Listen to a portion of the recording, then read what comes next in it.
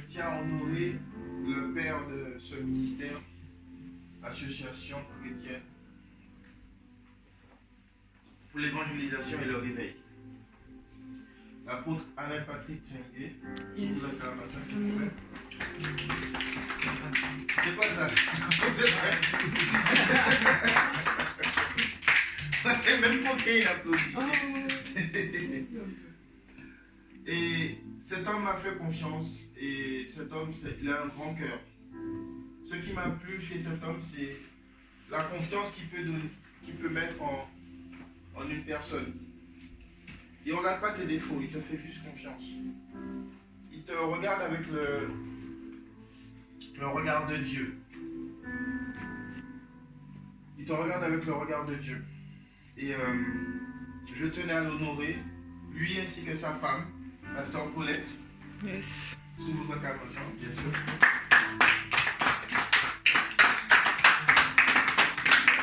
C'est une femme que j'ai été avec elle pendant un certain nombre d'années lorsqu'on a commencé le ministère ACR. Et c'est une femme vraiment qui... Elle a vraiment le cœur sur la main. Elle est très douce, très douce. Pour une Guadeloupéenne, je l'ai trouvée vraiment... Non mais il faut le dire. Je l'ai trouvée... Je pensais même qu'elle était née ici ou elle était une blanche. J'ai jamais entendu de gros mots, j'ai jamais entendu de mots qui... Elle peut être énervée, mais quand elle s'énerve, je l'ai déjà vu plusieurs fois s'énerver, mais quand elle s'énerve, elle reste posée. Non, mais tu ne peux pas faire ça.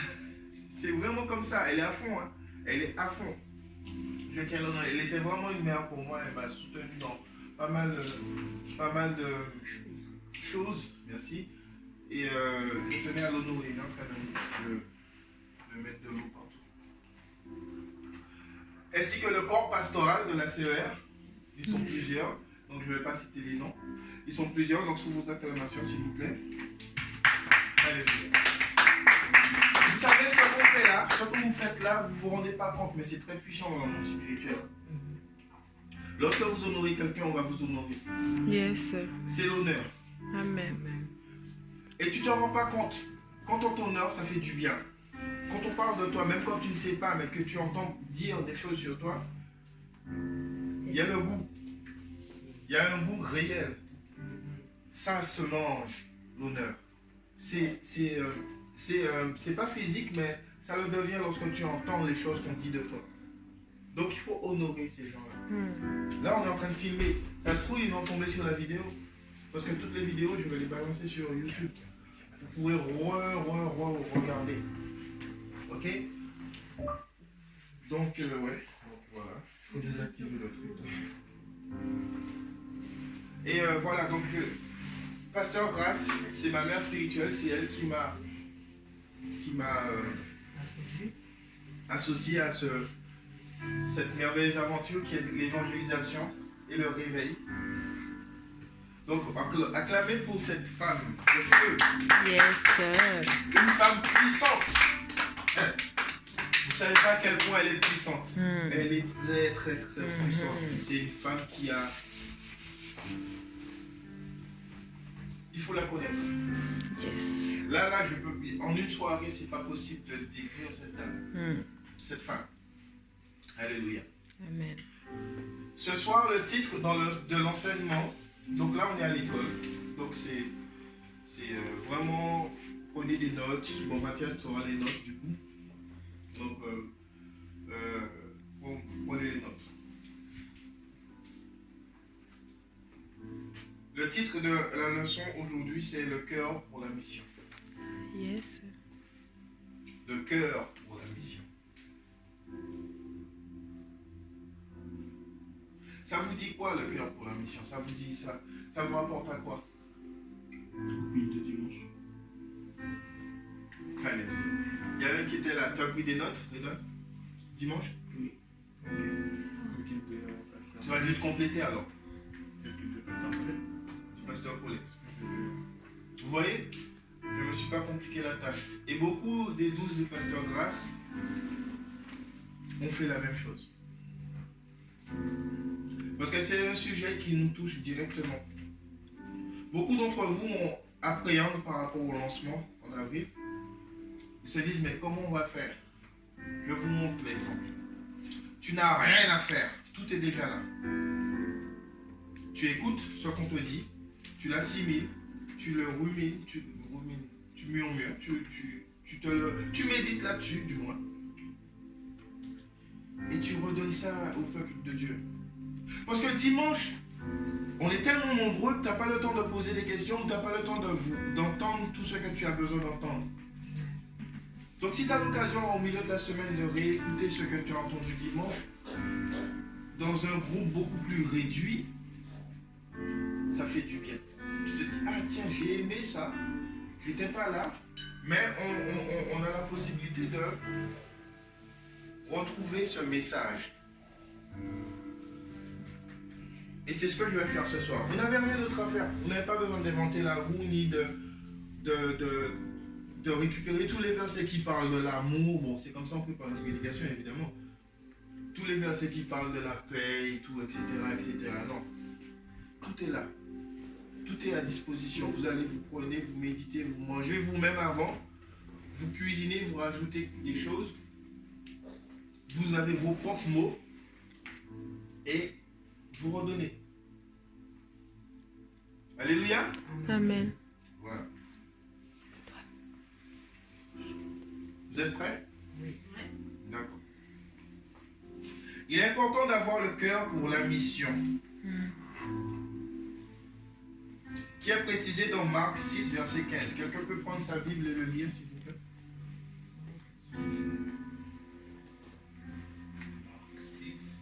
Marc 6, 15.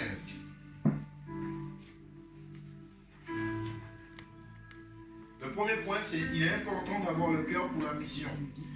Pourquoi avoir le cœur pour la mission?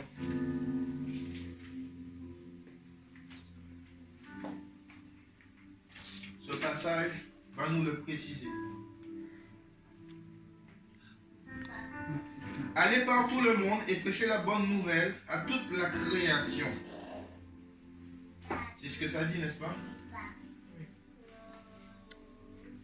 C'est notre mission sur cette terre. Quand bien même le Seigneur nous donne une vision, combien d'entre vous a déjà eu une vision? Laura, Morel, Lisa, Mathias, Patron et André aussi. Redonne aussi. Combien même, c'est bon, vous êtes à jour? Oui. Quand bien même le Seigneur nous donne une vision, donc des projets à bâtir, il est inclus dans ce projet cette mission. Donc peu importe, je vais le dire à ma manière, peu importe ce que tu as comme vision, tu as un appel pastoral, tu as un appel de docteur de la parole, tu as un appel d'avoir une multinationale, tu as un appel de préparer les mariages, le wedding quoi. Tu as un appel de confectionner des perruques ou de maquiller des gens ou de créer une nouvelle gamme de rouge à lèvres, peu importe ce que tu es appelé à faire, ou bien des soutifs, comment on appelle ça? Du soutien-gorge opératoire. Peu importe ce que tu as prévu de faire comme projet, laisse-moi te dire quelque chose. Il y a une mission qui réside à l'intérieur de ce projet. L'apôtre Charles Diffon, il te dit que le fait d'aller travailler pour quelqu'un, avoir un salaire, ce n'est pas suffisant. Tu ne vas pas, parce que le salaire là qu'on te donne, c'est un salaire que le patron a pensé par rapport à ce que tu fais. Mais il ne te paye pas pour toutes tes compétences. Parfois, tu peux faire plus que ce que tu es payé. Il pense t'avoir payé par rapport à ça. Il pense. Il se dit, elle va venir à telle heure, elle va partir à telle heure, telle somme. Elle va faire tel nombre de tâches dans la journée, telle somme. Et ça va constituer ton salaire. Mais ce n'est pas tout. Parce que dans les tâches qu'on t'a donné à faire, il y a des extras. Yes. Tu vas aider tes collègues. Et même quand tu vas aider tes collègues, parfois tu fais le travail de ton collègue parce qu'il n'est pas assez rapide pour toi. Ça m'arrivait souvent. Je suis tellement speed que je faisais mon boulot et j'allais faire le boulot de quelqu'un d'autre et je terminais son boulot. Et lui, il est là en train de causer. C'est ça. Ah. Et parfois, tu fais même le boulot du patron. Parfois, tu fais même le boulot du patron. Tu es là en train de tu te retrouves à coordonner les équipes. Les minutes supplémentaires aussi. Et les minutes supplémentaires, ça, on te dit tu vas récupérer. Mais récupérer, toi tu es là pour le pognon, lui il te dit tu récupères tes minutes, tes heures en plus. Maintenant c'est à la mode la récupération en journée ou en heure. Genre, bon allez, vas-y, on s'arrange comme ça. Non, moi c'est le pognon je veux. Mais lui, il te donne pas le pognon. Vous voyez? Donc en fait, vous n'avez pas un salaire ni un travail. En fait, vous n'allez pas travailler pour un salaire. Vous allez travailler parce que vous avez une mission à l'intérieur de ce travail. Vous êtes la solution d'un collègue de travail. Vous êtes sa solution. Parce que ton salaire là ne te convient pas. Parfois, quand tu vois quelque chose dans la vie de ton patron, tu dis, mais je sens que vous êtes triste.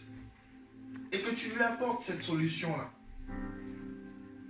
Tu vas monter en grade. Et là, tes compétences seront payées au niveau de ce que tu vas faire au travail. Parce qu'en fait, tu as gagné le cœur de ton patron.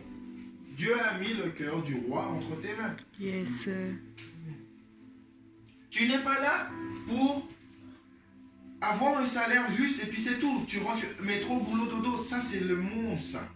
Nous, on est chrétiens. Quand tu vas au travail, tu as une mission à faire à travers ton travail. La volonté parfaite de Dieu, c'est que tu aies ton propre entreprise.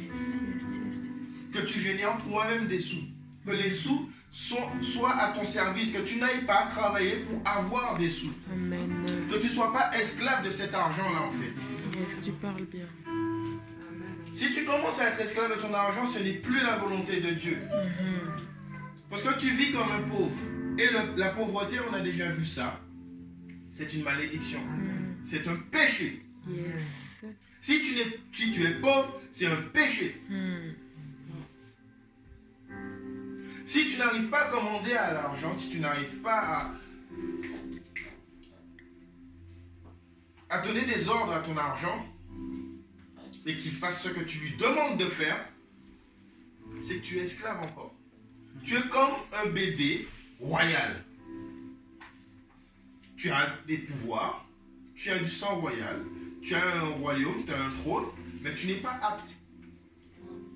Tu dépends encore. Alléluia. Amen. On va continuer. Donc, on a dit, cette mission doit être au cœur de tout ce que tu fais. Tu veux te marier. Ton mariage est basé sur quoi? Sur Dieu. Tu n'es pas là pour kiffer dans la chambre de noces. Hein? C'est ça. Il n'y a pas que ça dans la vie en fait. Ton mariage doit tourner autour de la mission que Dieu t'a donnée. Yes. Si tu étais là avant ta femme, ton épouse ou ton mari, tu es censé enseigner ton mari. Tu dis, écoute, on va kiffer, il n'y a pas de souci. On va voyager, il n'y a pas de souci. Mais il y a le ministère. Et le ministère, ça veut dire concrètement service. Tu es un GR, tu veux voyager, tu pars le lundi, le mardi. Le mercredi, tu reviens. Si tu veux, tu peux repartir après. Tu t'es marié, tu dois faire ton culte de famille tous les soirs avec ta famille. Le chef, je parle au chef de famille. Tous les soirs, tu as ton culte familial. Tu pries avec ton épouse, tu pries avec tes enfants, tu pries avec tes gendres, tu pries, peu importe. Quand tu t'es marié, tu es jeune marié, tu dois avoir ton GR. Tu dois faire les classes, disciplinaires, affairissement. Et parler au frère, du frère, de celui que tu connais le plus.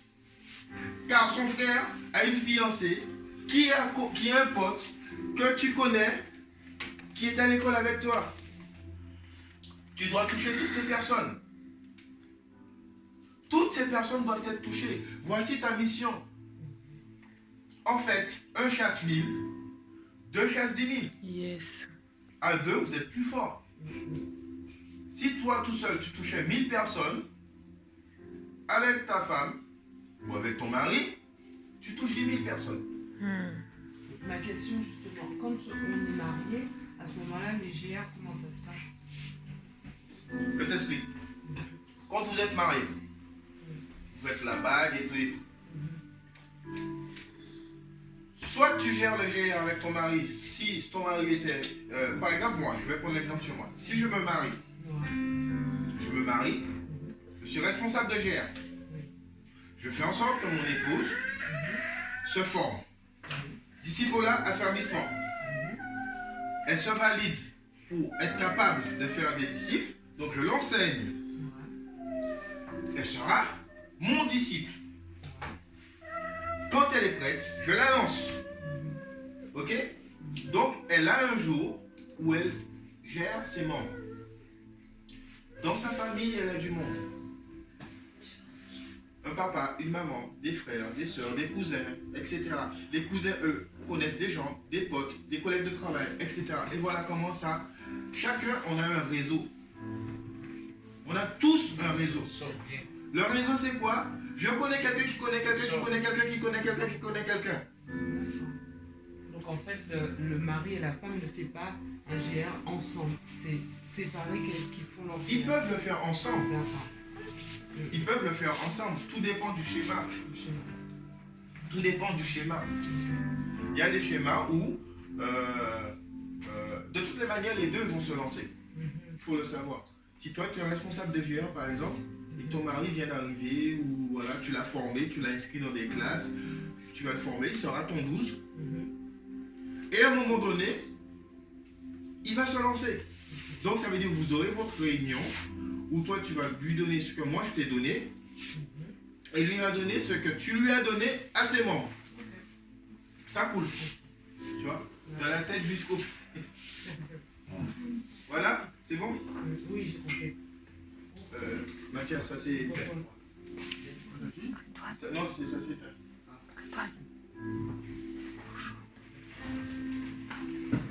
Merci. Ok? Voilà. Qu'est-ce que tu fais, copain? C'est ça, il y a quelqu'un. Bisous. Ok, donc vous avez noté Marc 6, verset 15.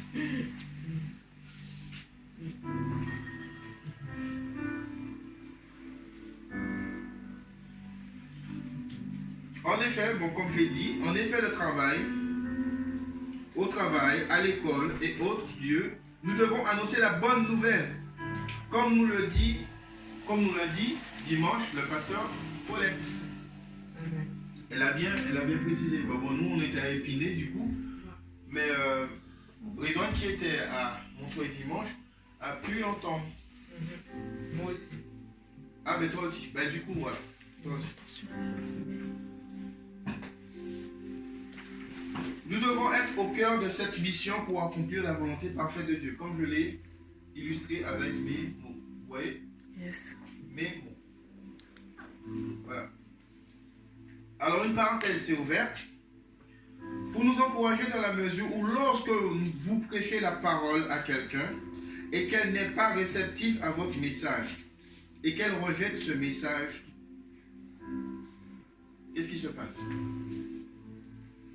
Lorsque tu viens, tu parles de Dieu à quelqu'un et elle te repousse. Comme je t'avais demandé de parler de Dieu avec ta colocatrice, et tu m'as dit c'est compliqué.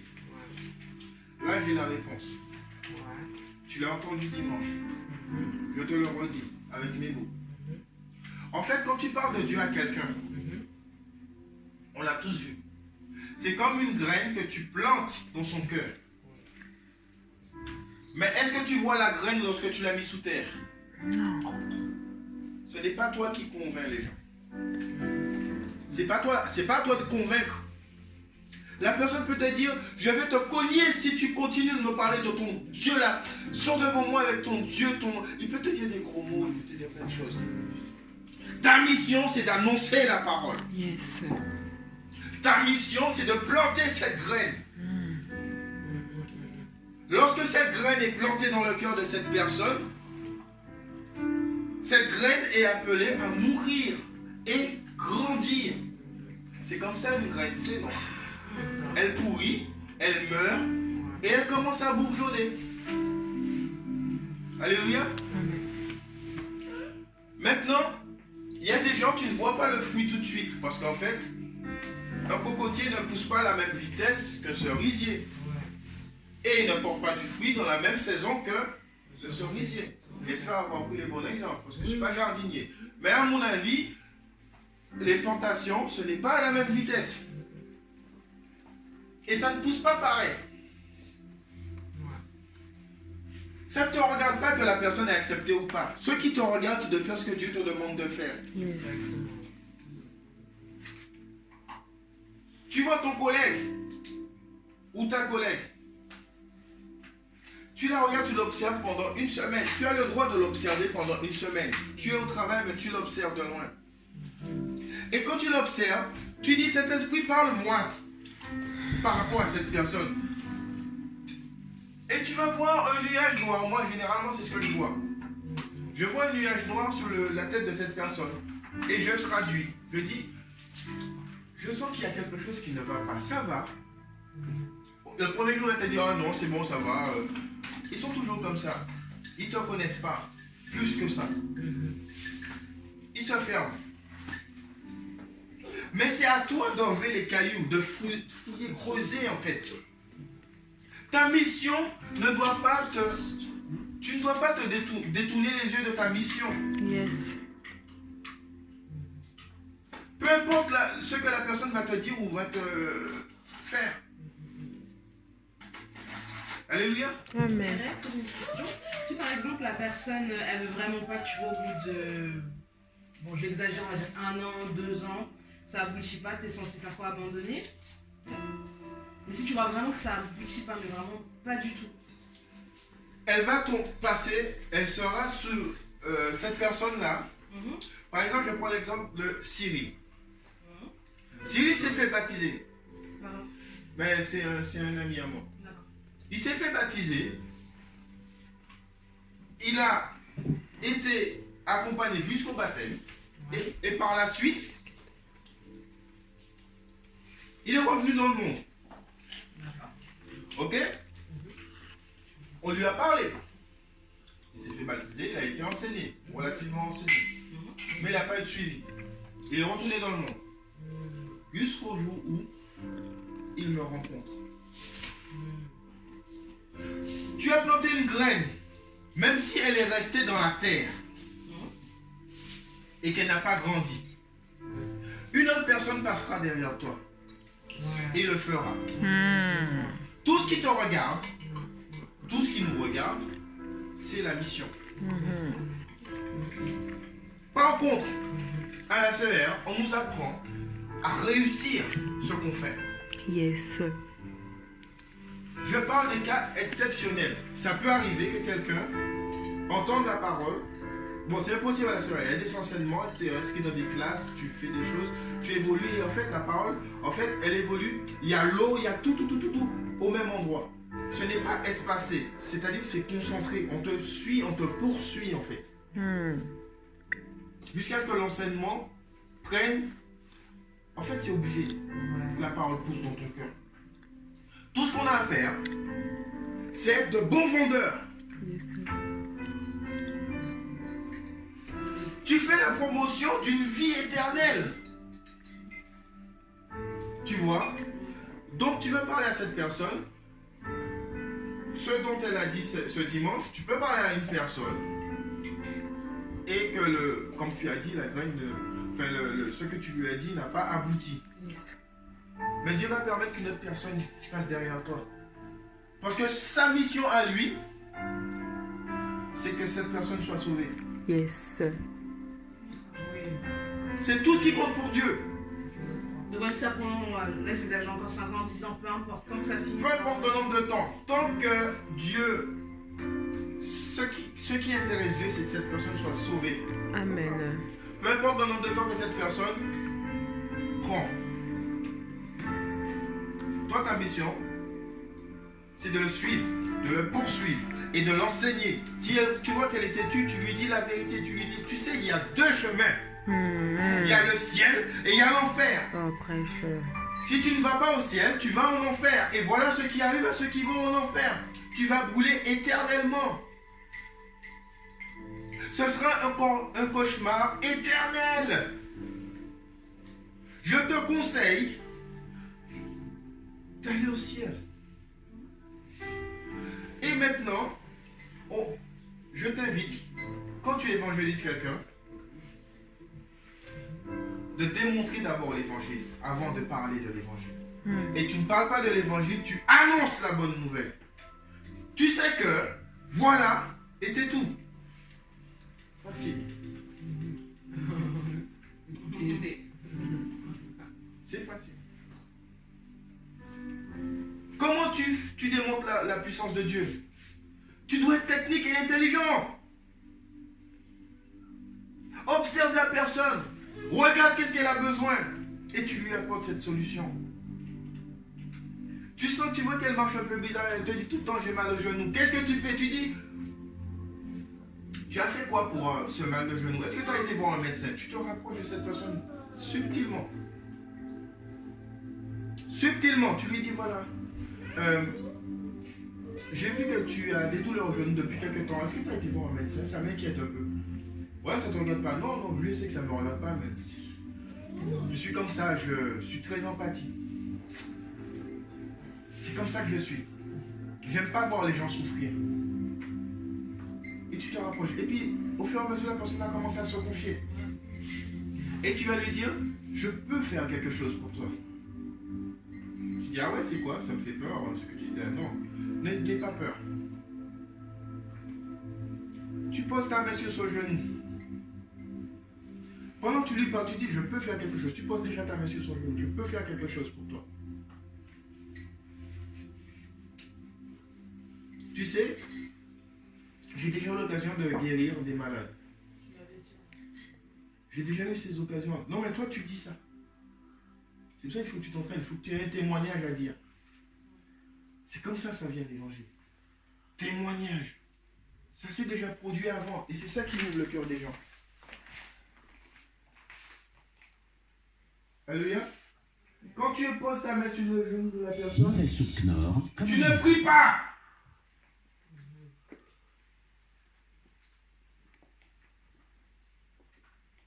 On ne prie pas pour les malades. On les guérit. Tu ne fais pas, oh Seigneur, s'il te plaît, oh là là. Non.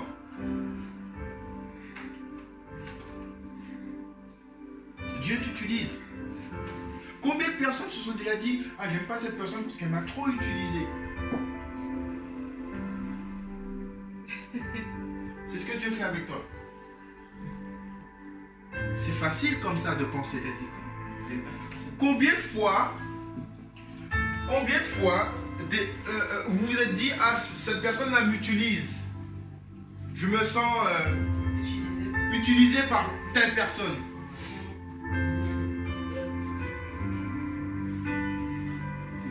Moi, ça m'est arrivé. Vous voyez? C'est ce que Dieu fait avec toi. Il t'utilise. Alléluia. Amen. Alors, tu as juste à faire ça. Pendant que tu parles à la personne, tu mets ta main sur le genou. Tu dis, c'est là que tu avais mal. Tu regardes. Mais comment ça se fait? Tu dis, mais t'as été voir le médecin, tu commences à tâter la personne. Tranquillement, facile. À l'aise. Tu poses ta main. Et tu te positionnes comme un instrument. Tu es le passage entre le ciel et la terre. Yes. Tu es la main de Dieu sur terre. Tu ne peux pas prier pour quelque chose que tu as déjà. Il a dit dans la parole, vous imposerez les mains aux malades et ils seront guéris. Il n'a pas dit, vous allez prier pour les malades et ils vont être guéris. Et quand tu penses comme ça, et que tu fais les choses de manière studieuse, simple, ça marche. Yes. J'en ai plein des exemples. Et c'est un des exemples que je vais me prendre. J'ai déjà posé mes mains sur la main de quelqu'un qui s'était coupé avec des ciseaux. Je n'ai pas prié pour cette personne. J'ai juste vu la plaie se refermer. J'ai juste attrapé son doigt et j'ai serré mon poing. Ça a commencé par faire des petits picotements et je visualisais que le truc se refermait comme une soudure. Quelques temps plus tard, je parle de minutes, ça s'était refermé. La personne revient vers moi, oh, mais c'est fermé en fait. Il y avait juste la trace de sang.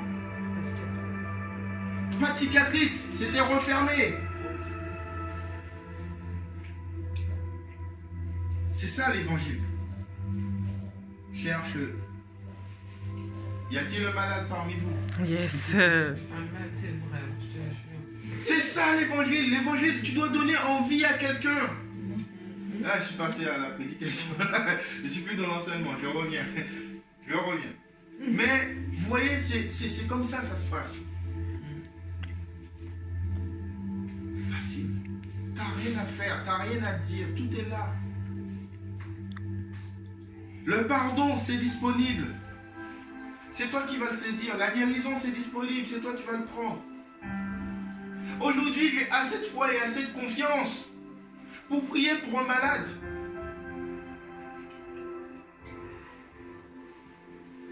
Avant, je priais. Ça marchait. Mais on évolue dans la foi. Moi, je te dis, tu n'as pas besoin de prier. Tu attends. Tu poses ta main. Tu attends. Est-ce que tu es pressé? Non. Pourquoi tu veux que ça marche instantanément? Certaines choses marchent instantanément, d'autres non. On a déjà vu, Dieu c'est un jeu de procédure. Si ce n'est pas fait tout de suite, c'est parce que ça va être fait. Attends juste un peu. Tu n'as pas à avoir honte. Ni te dire, oh j'ai parlé de Dieu à cette personne, ça n'a pas marché. Au moins tu as planté la graine. Yes. Quelqu'un va venir l'arroser derrière toi.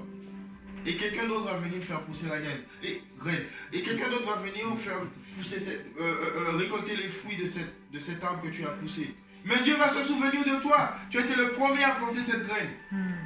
Donc fais-le sans hésiter, simplement. Alléluia. Amen. Ouais, donc du coup je me suis un petit peu perdu dans...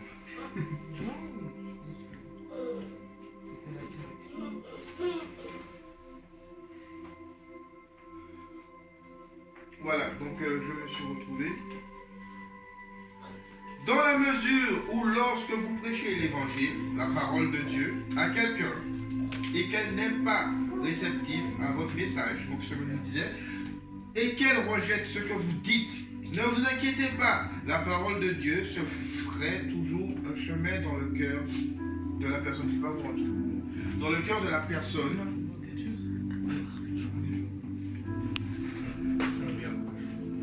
Et puis c'est le Saint-Esprit qui convainc, comme je l'ai dit tout à l'heure. Merci. Merci. C'est le Saint-Esprit qui convainc. Vous avez juste à déposer votre documentation. Et le Saint-Esprit fait le reste. Tu déposes la parole et le Saint-Esprit fait le reste.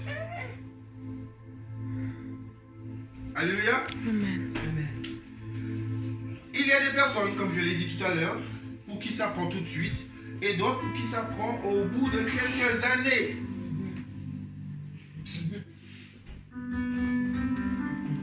Alléluia.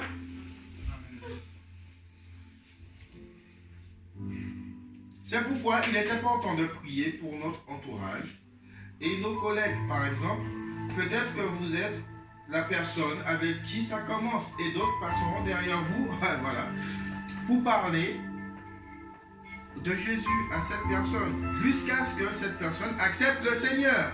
Yes. Alléluia. Amen.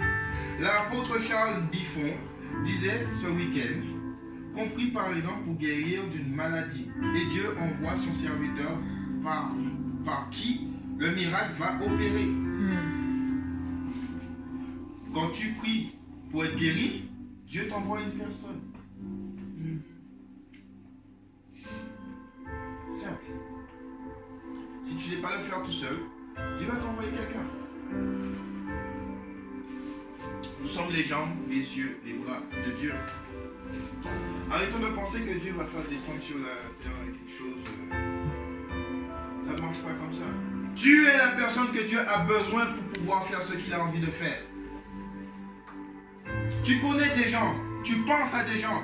Il y a ton frère, il y a ta soeur, il y a ton cousin, il y a ta cousine, il y a des gens. Tu n'as pas besoin de lui dire plus. Tu dis, viens avec moi. Viens avec moi. Viens où? Viens avec moi. Si la première semaine ne s'est pas passée, deuxième semaine, tu recommences. Viens, on va manger en quelque part. Tu attends la dernière semaine du mois. C'est toujours là où on fait les agapés, les histoires, voilà, les poulets, voilà. Bon, toi tu connais pas. La première semaine du mois, on prie. La deuxième, comme aujourd'hui, enseignement. Troisième, leadership. Quatrième, il y a à manger, à bouffe, il y a les grailles. Alléluia. Deuxième point. Savoir écouter le battement du cœur de Dieu.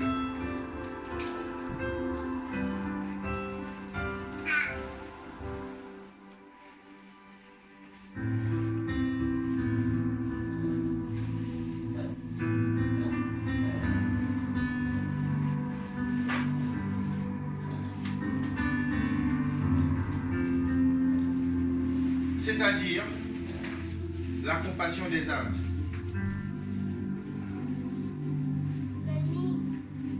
Vous remarquez, tout ce qui intéresse Dieu, c'est nous. Quand toi tu dis, ah, je m'abandonne à toi, je veux plus de toi. Lui te dit, je m'abandonne à toi, je veux plus de toi. Et toi tu es là en train d'attendre Dieu, mais lui il est là en train de t'attendre aussi. Tu dis je t'adore, mais lui te dit je t'adore, j'ai confiance en toi.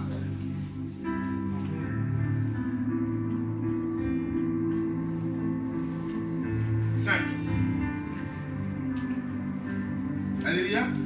Matthieu 9, verset 35.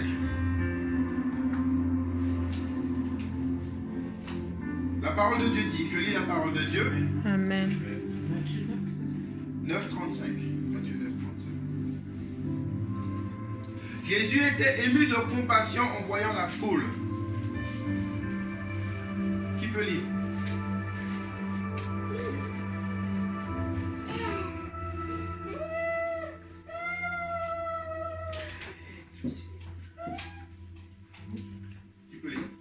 Je lis la parole de Dieu. Amen. Amen. Jésus parcourait toutes les villes et les villages, enseignant dans les synagogues, prêchant la bonne nouvelle du royaume et guérissant toute maladie et toute infirmité. Amen. Je dois continuer. 35. Vous savez,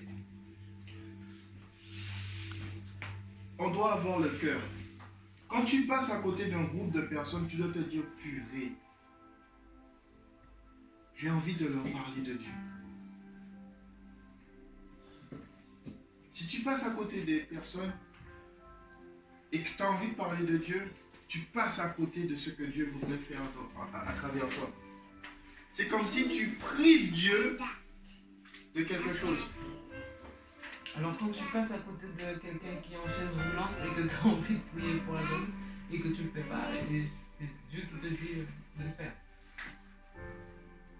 Des choses que tu n'as pas l'habitude de faire, qui est bien, c'est Dieu qui t'inspire. Le Saint-Esprit est là tout le temps, tout le temps, tout le temps, avec toi.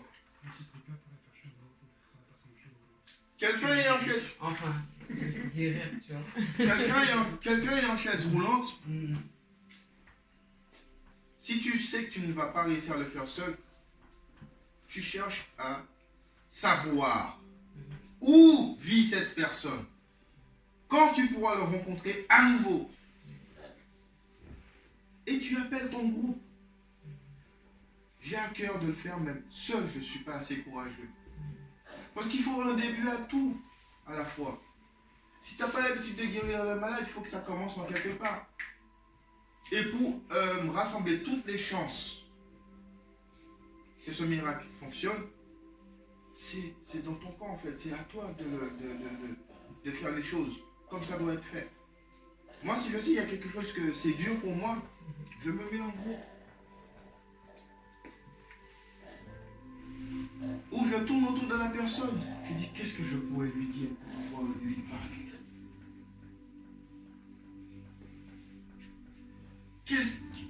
Comment? Et parfois tu dis, c'est pas à moi de le faire. Et puis tu parles, c'est tout. Tu es juste un pont. Hein. Le pont, depuis quand tu veux aller de...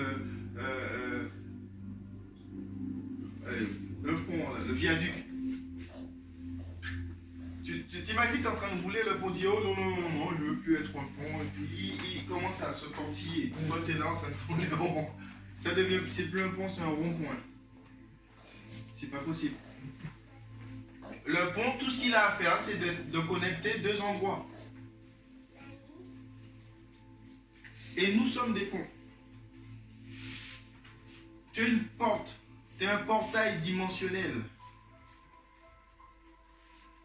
Tu as une technologie de pointe. Et en toi, il y a une entité qui passe.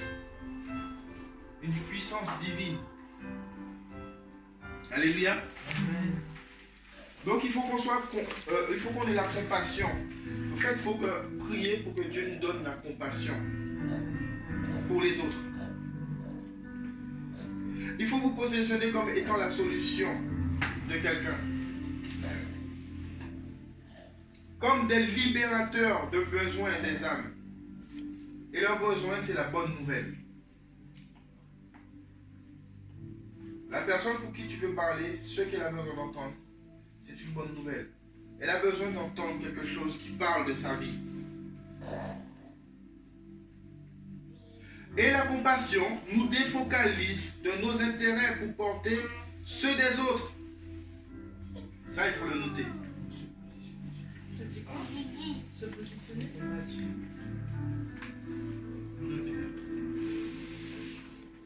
Je répète.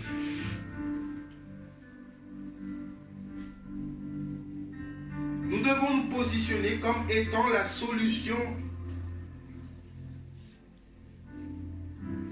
pour les gens.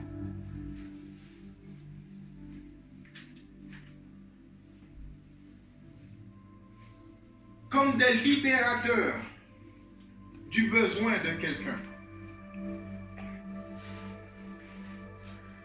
Et ce dont ils ont besoin, c'est de la bonne nouvelle. J'ai bien dit? J'ai vu que tu as fait la grimace.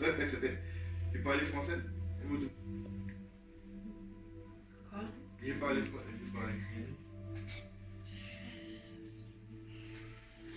C'est de la bonne nouvelle. Non, elle n'a pas eu le temps d'écrire, je crois. C'est ça.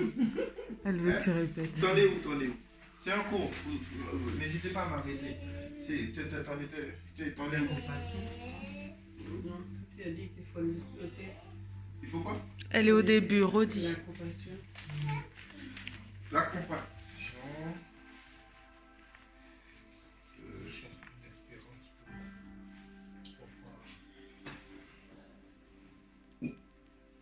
Nos intérêts pour porter. Tu as noté ça?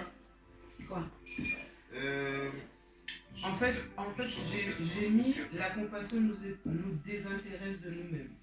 Ça englobe tout, non? Oui, ça englobe tout. C'est vrai. On n'est pas obligé de mettre mot à mot. Non. Nous devons être des personnes éprises de compassion. Nous devons nous positionner comme étant la solution, comme des libérateurs du besoin des âmes. Et leur besoin, c'est la bonne nouvelle. Donc, mettez ça avec vos mots. Du moment où vous avez compris le sens de cet enseignement.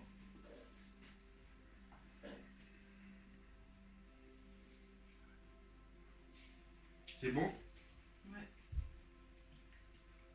La compassion nous défocalisera de nos intérêts pour porter sur les autres. C'est bon, vous avez noté celui-là?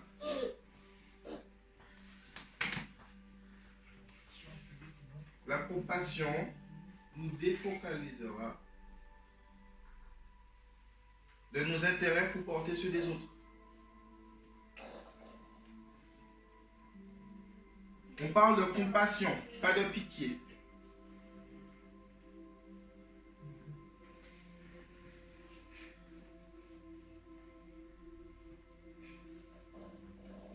Donc, évidemment, dans ces deux cas, j'estime que le cœur que l'on met à l'ouvrage n'est pas le même.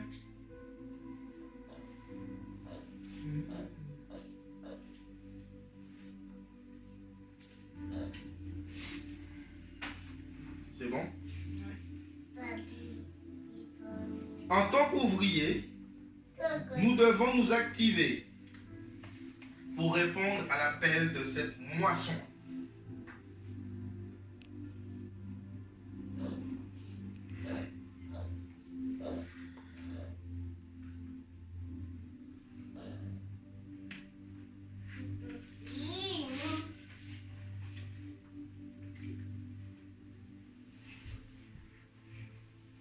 Ceux qui sont à l'extérieur sont plus nombreux que ceux qui sont à la maison.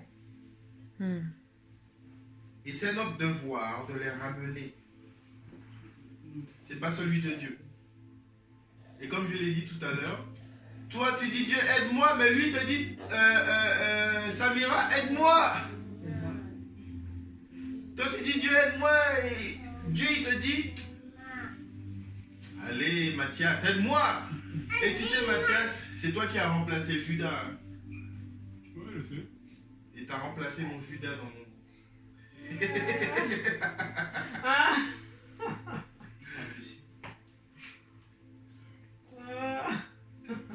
Laisse tomber, c'est une blague. C'est une vieille blague, c'est une blague qui n'est pas gentille. Elle est quand même vraie. Ah, tu savais pas que tu étais un douce de Jésus? Si, si, je savais. Ah bon, c'est bien. Moi? Hein? Toi aussi tu es un douce de Jésus? Non, parce qu'en fait, dans la Bible, Matthias, Judas, quand il a trahi Jésus, c'est Matthias qui l'a remplacé après.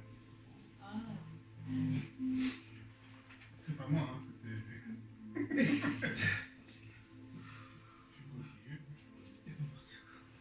C'est bon, vous êtes à jour? Ouais. Il faut être actif dans la maison du Seigneur. Nous passons de bons moments quand on vient au culte, on est dans la présence du Seigneur et c'est doux. Ou alors quand on est avec des frères et sœurs en Christ et qu'on s'édifie, ou alors quand on est dans notre intimité avec Dieu. C'est bon, c'est très bien, n'est-ce pas? Yes. Quand tu fais tout ça, là, tu es en train de prier, le kiff. Quand tu es tout seul dans ta relation avec Dieu, tu sens la présence de Dieu. Ah, c'est bon, hein? Quand tu vas à l'église, il y a une bonne louange. Le matin, il fait des jeux là. Hein? Tu es là en train de danser. Quand tu as laissé vendredi, hein? Tu es content, n'est-ce pas? Dans tes amis, il y en a qui ont besoin d'entendre ça aussi. Dans tes Yes. C'est pas à toi seulement de kiffer, il faut faire kiffer tout le monde. Alléluia. Amen. Alors permettons aussi à d'autres de vivre cela. Ne soyons pas des obèses spirituels. C'est quoi l'obèse spirituel? 2 points.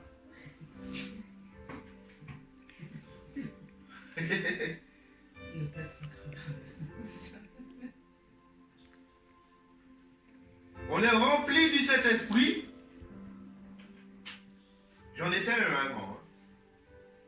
sont en train de maigrir. Musclé. Tu perds tout. Je perds la graisse, le surplus. Là, je bouge. Et vous allez tous être des musclés spirituellement. Je le déclare au nom de Jésus. Amen.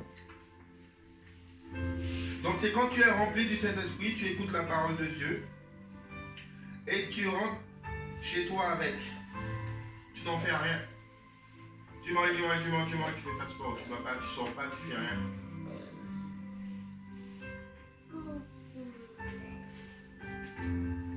C'est bon, vous êtes à jour? Ouais. Non.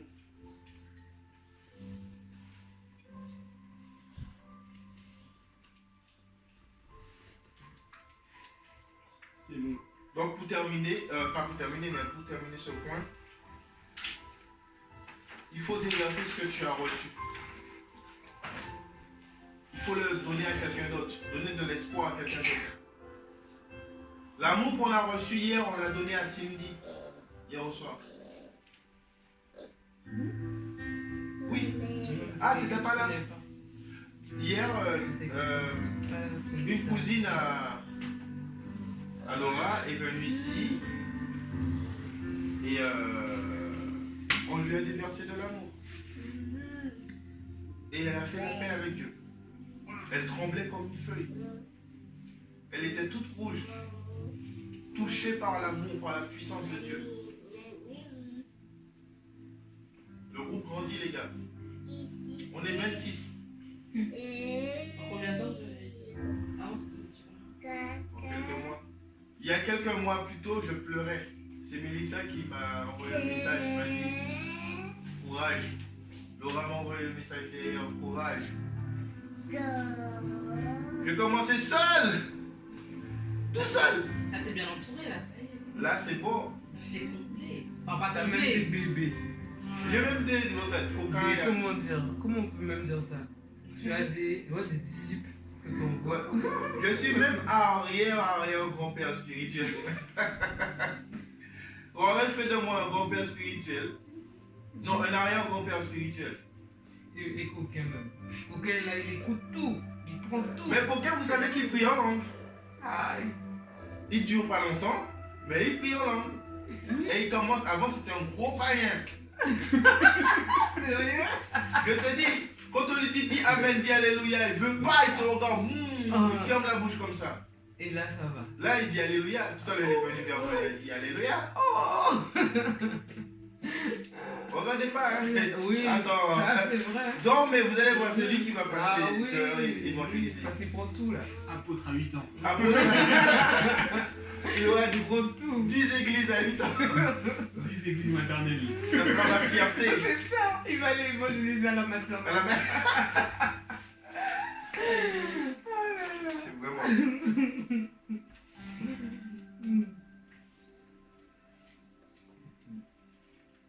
Ok, donc nous ne sommes pas des chrétiens. Pardon, excusez-moi. C'est ça. Seulement, nous ne sommes pas des chrétiens pour nous seulement en fait. Mais c'est pour aussi les autres. Le Saint-Esprit en nous nous donne cette capacité à pouvoir parler de la part de Dieu.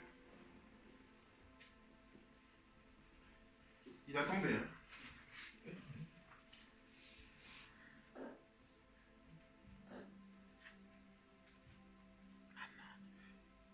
Attention de l'autre.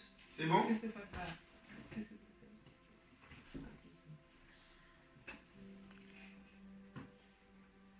Donc si un jour vous avez en tête que vous n'y arrivez pas, sachez donc que votre pensée n'est pas de Dieu.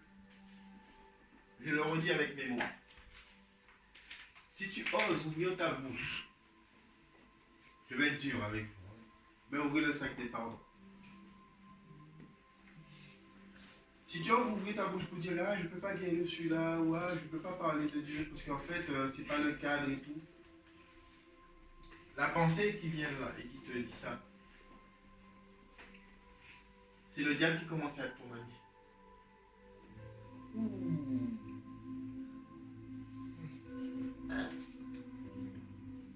Dieu te dit, je compte sur toi.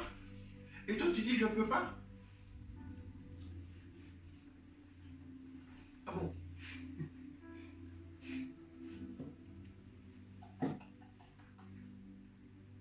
Ne fais jamais ça à Dieu. Il ne mérite pas ça. Dieu ne mérite pas ça. Quand Dieu te touche pour te faire quelque chose, va, fais-le. Va, fais-le. Prends ton temps, mais fais-le. Va pas comme insensé. Va et réfléchis. Assieds-toi, médite. Bon, on va faire ça comment? Quand tu as trouvé la solution, tu y vas. Ne soyons pas des chrétiens bêtes. C'est parce que Dieu t'a touché, il t'a poussé à faire quelque chose, que c'est forcément tout de suite. Ça peut être tout de suite, comme ça peut être demain.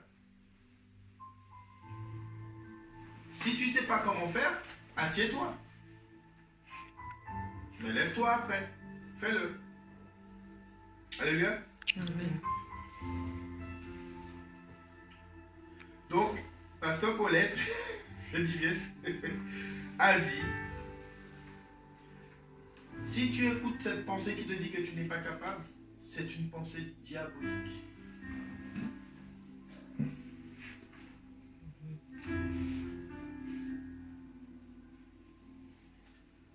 Les gens ont besoin de Dieu, mais ils ne le savent pas encore. Alléluia. Il faut le marquer. Le vide qu'ils ressentent, ils vont chercher à les combler dans la cigarette, dans la violence, dans la drogue, dans le sexe, dans la masturbation, dans les séries télévisées, dans Netflix. Les gens ont besoin de Dieu.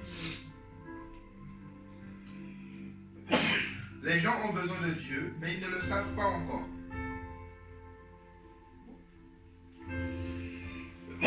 C'est pour cela qu'ils comblent le vide.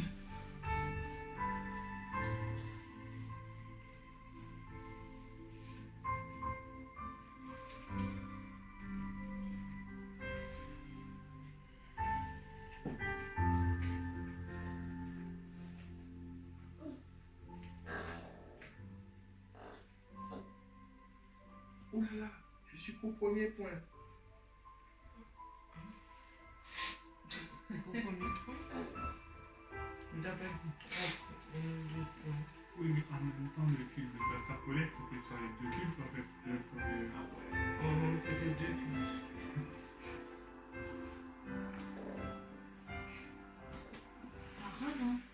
Après, tu peux continuer dans l'autre semaine de l'enseignement. Il est quelle heure? Il est 21h.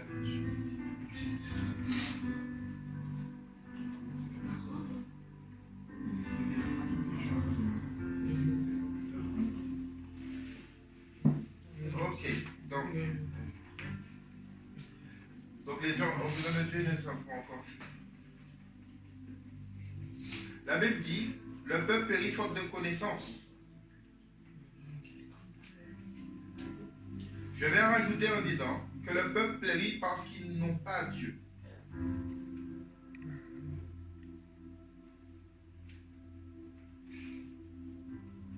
Ils cherchent quelque chose dont tu as la solution.